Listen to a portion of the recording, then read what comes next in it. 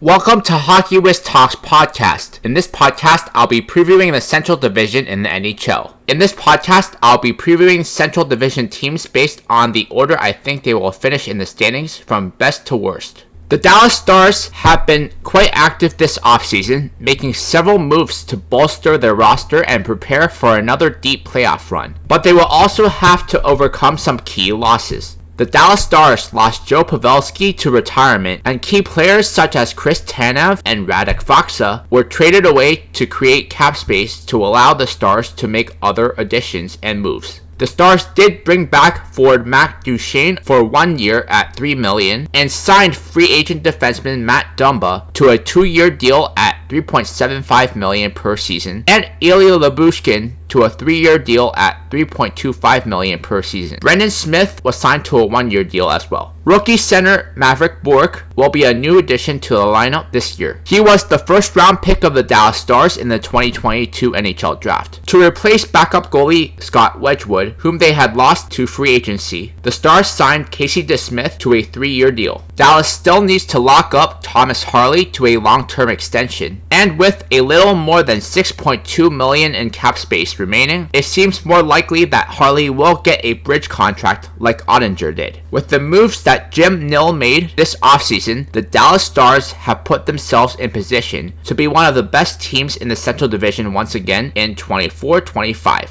As per Daily Faceoff, Dallas has a pretty good first line centered by Roope Hintz with Jason Robertson and Tyler Seguin on his wings, followed by a second line centered by Wyatt Johnson, with Jamie Benn and Logan Stankoven on his wings. Dallas has an excellent third line centered by talented rookie Maverick Bourque, with Mason Marchment and Matt Duchene on his wings. The top 9 of Dallas is pretty good, and it is without a doubt one of the strengths of the team. However, Dallas lacks the superstar talent that a team like Colorado has. The fourth line isn't likely going to see much playing time, but Sam Steele, Evgeny Dadonov, and Colin Blackwell is a good fourth line.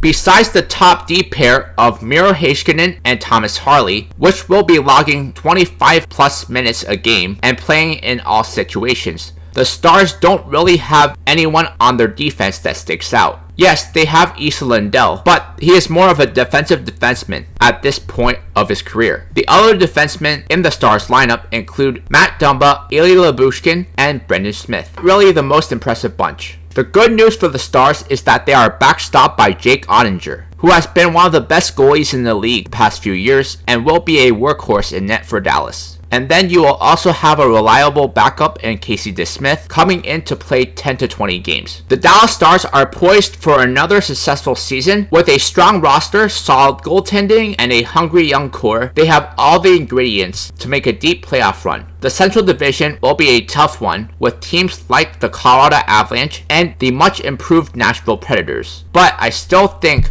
Dallas is the best overall team in that division, thus will end up winning the Central. The Colorado Avalanche have been relatively quiet on the player acquisition front this offseason, focusing more on organizational changes and depth signings. Colorado lost a few key free agents including Yakov Trenin, Brendan Duhaime, Sean Walker, Jack Johnson, Caleb Jones, and Andrew Cogliano, who retired as a player and was transitioned into a role as an assistant GM. To replace some of the players they lost to free agency or retirement, the Avalanche signed free agent defenseman Calvin DeHaan and Eric Brandstrom, as well as forward Parker Kelly. They also re-signed free agents such as Jonathan Drouin, Joel Kiviranta, and Jacob McDonald. Nikolai Kovalenko, an abrasive but talented winger that played in the KHL the last couple of years, is expected to be a big contributor on the team this season and should be a big part of the top 6. Coming off a disappointing loss in the semifinals against the Dallas Stars last year, the Colorado Avalanche are looking to once again regain supremacy in the Western Conference and in the Central Division. As per Daily Faceoff, the Colorado Avalanche have a first line centered by Nathan MacKinnon with Mikko Rantanen and Jonathan Drouin. This was one of the best scoring lines in the entire NHL last year and should continue to be that this year. Colorado has a second line centered by Casey Middlestead, with Arturi Lehkonen and Nikolai Kovalenko on his wings, while their third line is Miles Wood with Ross Colton and Logan O'Connor. These two lines don't have to score a lot, but they will need to provide secondary scoring. The fourth line of the Avs is made up of veteran forwards Chris Wagner, Parker Kelly, and Joel Kiviranta. They might not play a lot of minutes, but they will need to play some essential minutes. The offense should be a strength of the team because of their star talent, but they might struggle to get secondary scoring. The Colorado Avalanche have one of the top D cores in the entire NHL, with a top four which consists of Cale Makar, Devon Taves, Sam Girard, and Josh Manson. These four will play and log heavy minutes. And play in all situations.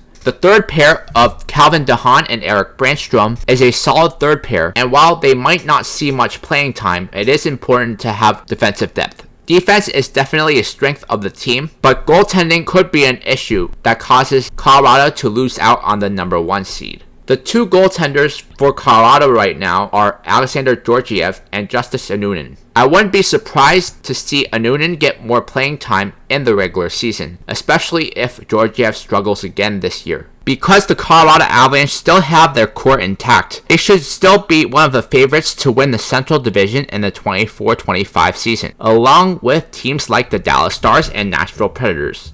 Ultimately, I think they aren't good enough to be the number 1 seed over a team like the Dallas Stars, but they have more chemistry as a team than Nashville, which is why I have the Colorado Avalanche as the 2nd seed in the Central Division. And now a word from our sponsor. Check out my scouting blog at HockeyWiz777scouting.com. Listen to my scouting blog podcast on podcasters.spotify.com/pod/show/HockeyWiz777scouting. The Nashville Predators were one of the busiest teams in the NHL during the offseason, completely reshaping their team with some high-profile free agents. To create cap space, the Predators traded away Ryan McDonough to the Tampa Bay Lightning.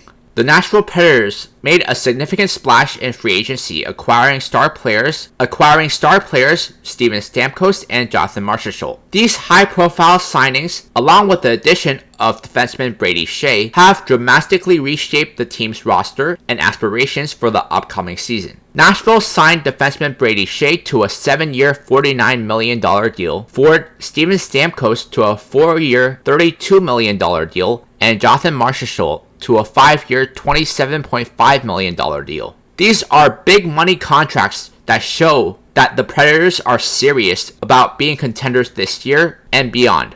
Besides signing high-profile free agents, Nashville locked up UC Saros to a 8-year, $61.92 million deal. This deal ensures that Saros is going to be a Predator for his entire career, but it also means that Yaroslav Askarov, their top prospect goalie, might get traded. Nashville signed Scott Wedgwood to be the backup to UC Saros, ensuring that Askarov will most likely play in the AHL at the start of the year, barring injuries. While not as big of a signing, Nashville also locked up Alexander Carrier to a 3-year deal worth $3.75 million per season.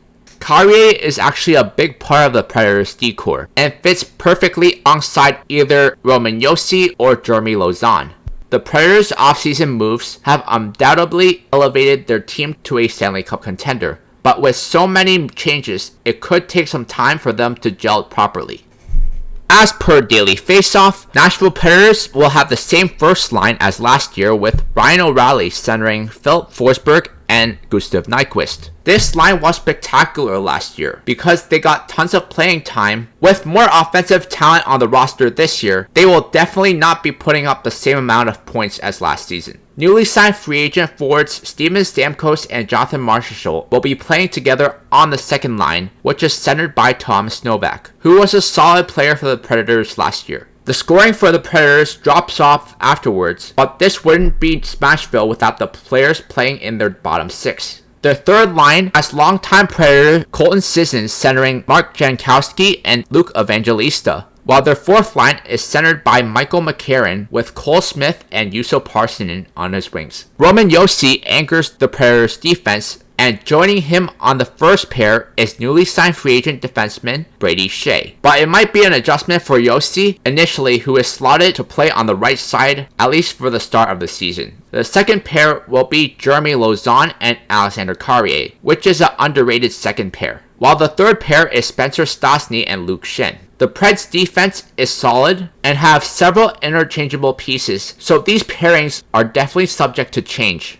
UC Saros will get the majority of start in goal for Nashville, with Scott Wedgwood getting around 10 to 15 starts. The Predators' aggressive moves have generated excitement among fans and placed them in the spotlight as a potential Stanley Cup contender. The 2024-25 season will be a pivotal one for the Predators, and how quickly this team can gel together is going to be the deciding factor in whether the Predators are a third seed in the Central or a wildcard team. Ultimately, I think Nashville has the talent and coaching to be the third best team in the Central. The Winnipeg Jets had a tough offseason in 2024, losing key free agents, and with the rumors of trades circulating around Nikolai Ehlers and Rucker McGroarty, things aren't getting better. The Jets already lost Sean Monahan, Brendan Dillon, and Laurent Brossoit, and didn't really add anyone of significance. The Jets did re-sign players such as Jared Anderson-Dolan, Mason Shaw, and Hayden Fleury, and also acquired Dylan Coghlan in a trade from Carolina. But these players are more depth pieces. Winnipeg still needs to re-sign RFA forward Cole Perfetti, who should emerge as a big part of the team this year. The team needs to address center depth and potentially make moves to improve their overall lineup if they want to compete for a wildcard spot. Or they could trade some players who are in the last year of their deal and retool their roster a bit. The Jets' offseason is far from over. Expect more moves to be made as the team tries to build a competitive roster for the upcoming season.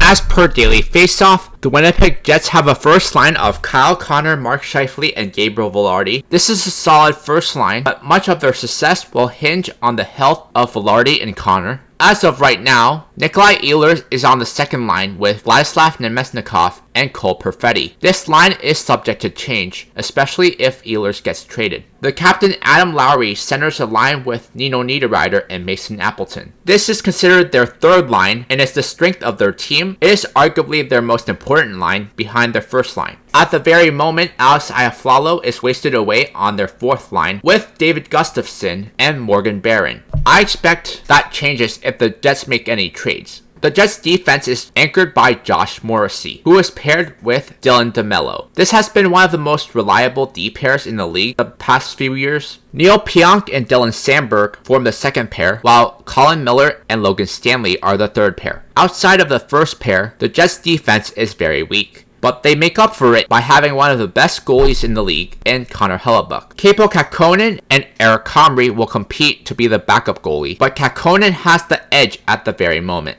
The Winnipeg Jets enter the 24-25 season with a mix of excitement and pressure. Coming off a strong regular season, the team will be looking to break through in the first round and make a deeper run. The Central Division is highly competitive, and the Jets will face tough challenges from teams like the Avs, Predators, and Stars, with an up-and-coming young team like Minnesota pressing them for a wildcard spot. Because the Jets have a good group of core players, they should be good enough to be a wildcard team at the very least. The Minnesota Wild have had a very busy offseason so far. They have made several moves to strengthen the team. They have made several moves to strengthen their roster and prepare for the upcoming season. The Wild traded up in order to draft highly touted defensive prospect. In the 2024 NHL Draft, the Wild traded up in order to draft highly touted D prospect Zeev Byam, and then drafted forward Ryder Ritchie, a player with first-round talent, in the second round. The Wild acquired forward Jacob Lauko and pick 122 of the 2024 draft from the Boston Bruins for forward Vinny Lettieri and pick 110 in the 2024 draft. In free agency, Minnesota signed forward Yakov Trenin to a 4-year deal worth $3.5 million per season. The additions of Lauko and Trenin add depth to the team. Young and talented centers like Murat Kuznetsov and Marco Rossi are expected to play major roles on the team next year, and Liam Ogren, who saw some playing time towards the end of last year, could see some playing time as well if a player like Marcus Johansson gets traded. The Wild have a solid foundation, but there's still room for improvement. With a solid group of young players and a mix of KG veterans, the Minnesota Wild are in position to make a run for the playoffs in the 2024-25 season. As per Daily Faceoff, Kirill Kaprizov starts on the left wing of Minnesota's top line with Marco Rossi at center and Matt Zuccarello at right wing. This line is going to be responsible for the majority of their scoring, but you have to hope with the added depth on the roster, there will be more scoring depth. Joel Eriksson Ek centers the second line with Matt Boldy and Marcus Johansson, but I think this spot will be eventually taken by Liam Ogren. Marat Kuznetsov, a talented two-way Russian center, will center the third line with Marcus Foligno and Ryan Hartman. I see this line being their shutdown line. Frederick Gaudreau centers the fourth line with Yakov Trenin and Jacob Lauko. I envision Trenin eventually becoming the center for this line. Minnesota has a solid top four, which often gets overlooked. Brock Faber, Jonas Brodin, Jared Spurgeon, and Jacob Middleton are all solid two-way defensemen and can log tons of minutes. Declan Chisholm and Zach Bogosian will be the third pair, although they aren't expected to see much playing time. The Wild have a solid goalie tandem in Marc-Andre Fleury and Philip Gustafsson, and I expect Gustafsson to rebound after a down year in 23-24. The Minnesota Wild enter the 24-25 season with a mix of established talent and promising young players. The roster might be just good enough to compete with other bubble teams in the Western Conference. Although Minnesota is not likely to be a top 3 seed in the division, they will certainly push the Winnipeg Jets to be a wildcard team. And if teams like Vegas or LA struggle, they might sneak into the playoffs. Check out my hockey blog at hockeywithtalkshockey.blogspot.com. Follow me on Facebook and Instagram at hockeywith777. The St. Louis Blues had limited cap space this offseason, making it challenging to acquire expensive assets, so they had to be creative with trades and players they added in free agency. To create cap space, the Blues traded away Kevin Hayes along with the second round pick in 2025 to the Pittsburgh Penguins for future considerations. The St. Louis Blues acquired forward Radek Faksa from the Dallas Stars and Matthew Joseph from the Ottawa Senators in a pair of trades for future considerations. The Blues also were able to acquire Alexander Texier from the Columbus Blue Jackets for a 2025 fourth-round pick. In free agency, they signed defenseman Ryan Suter to a one-year deal after he was bought out by Dallas. The team's core players are getting older, and they will need to find a balance between contending now and building for the future. St. Louis is stuck in no man's land, and while they're not good enough to make the playoffs, they also aren't bad enough to completely tank. So they will have to make some important decisions regarding the direction of the team.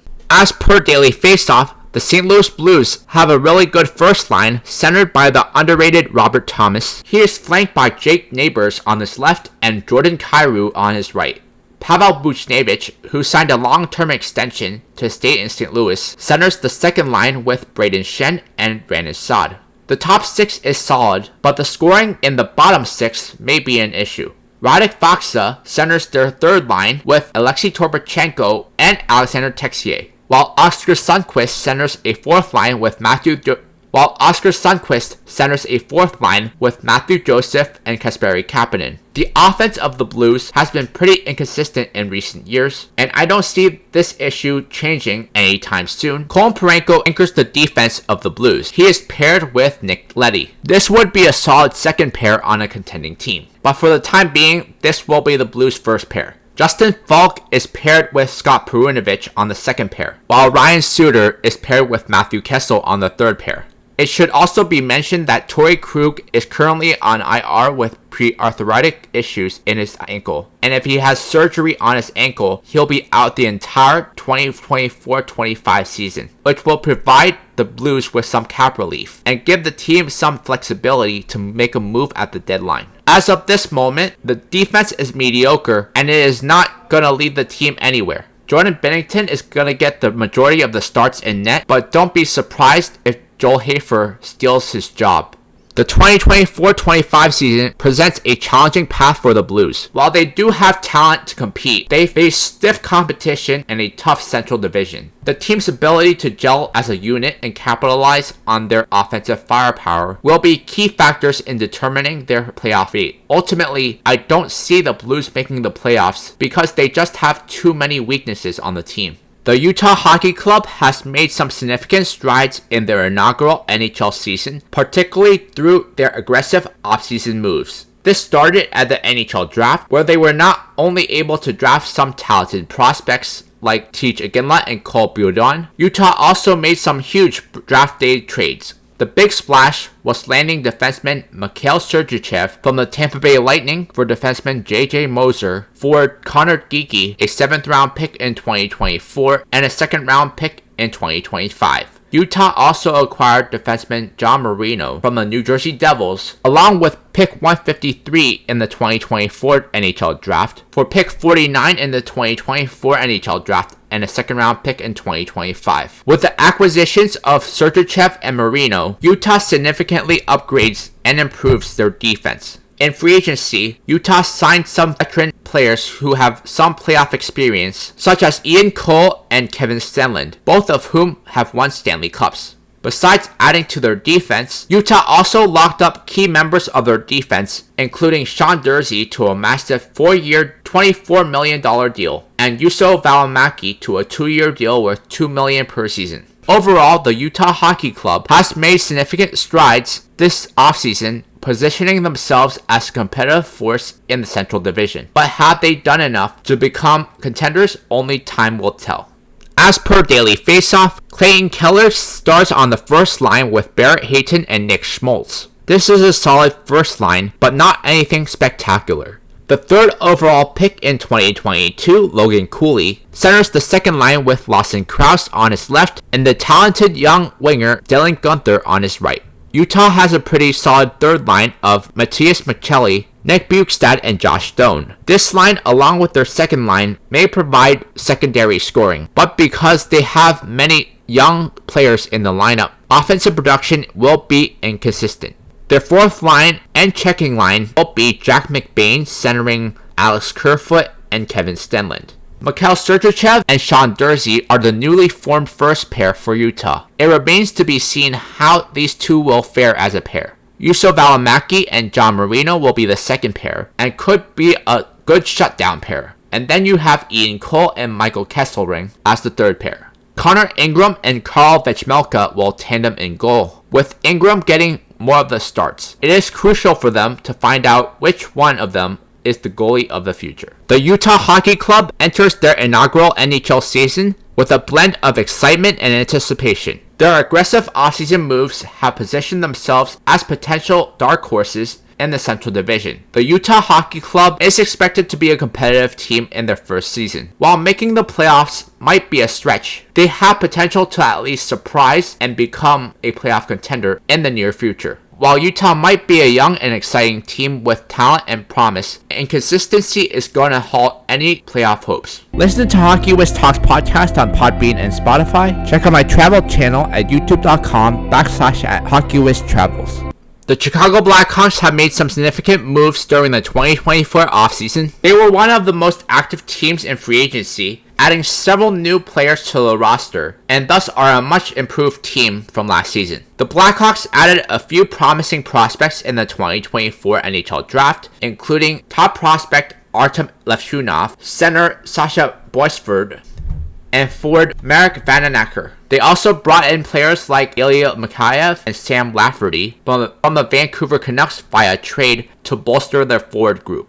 In free agency, Chicago signed key players such as forward Teuvo Teravainen and Tyler Bertuzzi, defenseman Alec Martinez and TJ Brody, as well as goalie Laurent Brossoit. Chicago signed Tyler Bertuzzi to a 4-year, $22 million deal, Teuvo Teravainen to a 3-year, $16.2 million deal to bolster their forward core, and then signed Alec Martinez to a 1-year deal at $4 million, TJ Brody to a 2-year deal at $3.75 million per season. The additions of Martinez and Brody significantly improved their defense from last year. The Blackhawks' offseason strategy appears focused on acquiring assets for the future while also improving their current roster. With a young core led by Connor Bedard, the team is definitely still in the rebuilding phase, but they have also taken steps to accelerate their development. As per Daily Faceoff, the Chicago Blackhawks have a much improved first line, which features rising superstar Connor Bedard, centering Tyler Bertuzzi and Teuvo Teravainen. This could be a really dangerous first line, depending on how quickly these players gel with Bedard. Taylor Hall anchors the second line with Andreas Athanasiou at center and Philip Kurashev on the other wing. This line is good as long as Taylor Hall can stay healthy. Jason Dickinson centers the third line with Nick Foligno and Ilya Mikheyev. This is an okay checking line. The fourth line is Ryan Donato centering Lucas Reichel and Craig Smith, although it wouldn't be surprising to see Reichel see time as the fourth line center. The offense of the Blackhawks is still a work in progress, but it is much improved from last year. Seth Jones and Alex Vlasic are the top D pair for Chicago and should continue to grow as a shutdown pair as Vlasic continues to improve. Kevin Korchinski is paired with Connor Murphy on the second pair, as the two newly signed free agent defensemen Alec Martinez and TJ Brody are the third pair. The defense of the Blackhawks is actually very good now and should be the reason why Chicago is a much improved team. If there is a weakness of the team, it is goaltending. The tandem of Peter Mrazek and Laurent Brossoit is a question mark, as neither is a true number one goalie. The Chicago Blackhawks will face challenges in building team chemistry with a largely new roster. Additionally, balancing the development of young players with the need to win games will be a delicate task. Overall, the 2024-25 season will be a transitional period for the Blackhawks. While the Chicago Blackhawks are a more improved team, they should still be the worst team in the Central and one of the worst teams in the entire NHL. In my next podcast, I'll be previewing the Pacific Division.